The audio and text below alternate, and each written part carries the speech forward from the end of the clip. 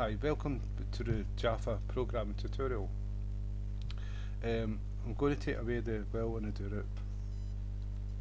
Okay, and what we're going to look at today is the for loop. And so when we've done the will loop, we typed in the keyword while, and then we had brackets, and inside the brackets was a condition to be tested for true or false.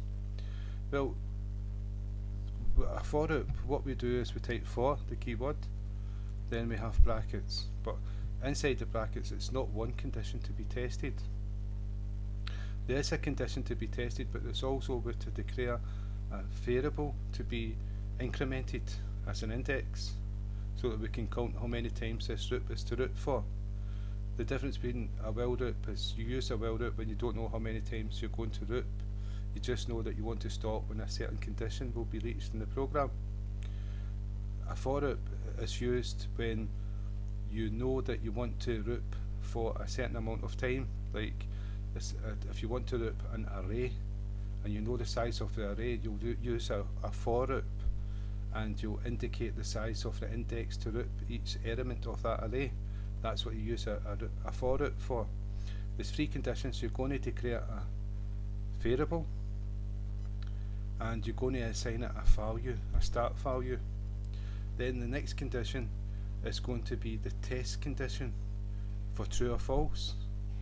And when it's true, the for loop loops just the same as the while loop, and when it's false, the for loop exits the loop and moves on to the code after the for loop. Now the condition after the test condition is an increment where you add one to the integer you declared. So if you start at 1 and after you add 1 to it every time you loop, then you can test that condition for once it gets to 10, stop looping. And so I'll show you what I mean.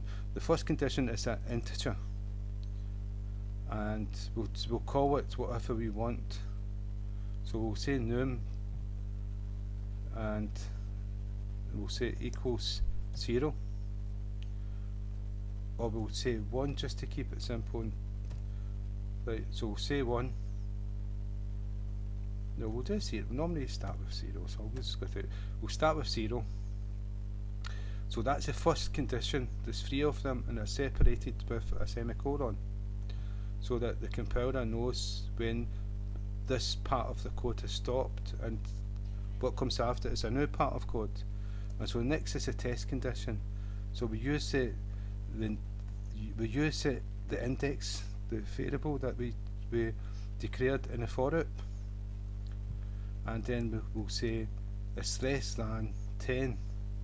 And so if it starts at 0 and it's going to stop at 9, it's 10 times we're going to loop for. If we go less than 5 and it starts at 0, then it's 5 times it's going to loop for, because it's going to start at 0 and stop at 4. And so if we semicolon to separate the command, and the final command is num, you increment with the two plus signs. We'll add 1 to num every time it loops, but we're going to do that later on. We're going to say num equals num plus 1, and because it's the end of the brackets, we don't have to put a semicolon. We've used the semicolon to separate the three conditions to be added to the for loop.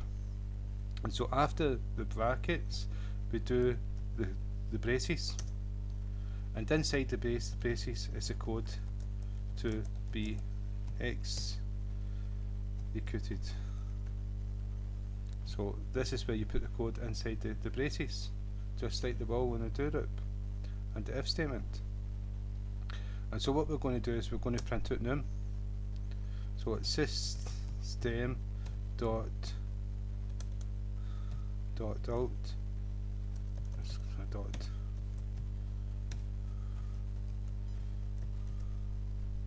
and just type out num.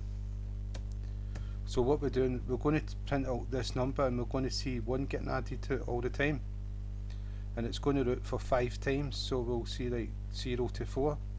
So if we run the for loop, we've got 0, 1, 2, 3, 4, and these 0, it started at 0, it's started at 0, added 1, printed out 0, came round, 1 was added to num, tested the condition, 1 is less than 5, printed it out, added 1, came to 4, went through, came to 5, tested the condition, came to 5 because we kept adding 1 for every single loop, test the condition, num is less than 5, no, sorry, that's false, so it stopped looping the for loop and exited the for loop, and that's why it stopped at 4. So if we increase this to 8, it should go to 8. Well, 7, because it starts at 0. 1, 2, 3, 4, 5, 6, 7. And so a for loop is used for looping when you know how many times you want to loop. And so that's a for loop. And you can take all these conditions out of it.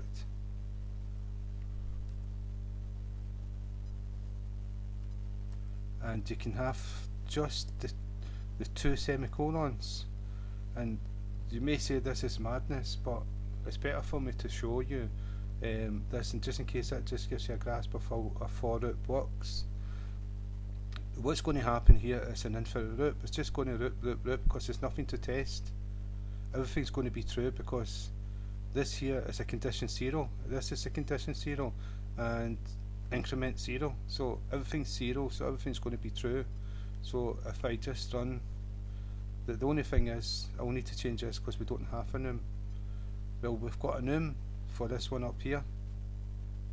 This one's going to get used, but what I'm going to do is I'm going to type in 66 number and print that out. And you can see it just continuously loops and prints out 66. And you can see this over here jumping up and down because it's moving that fast.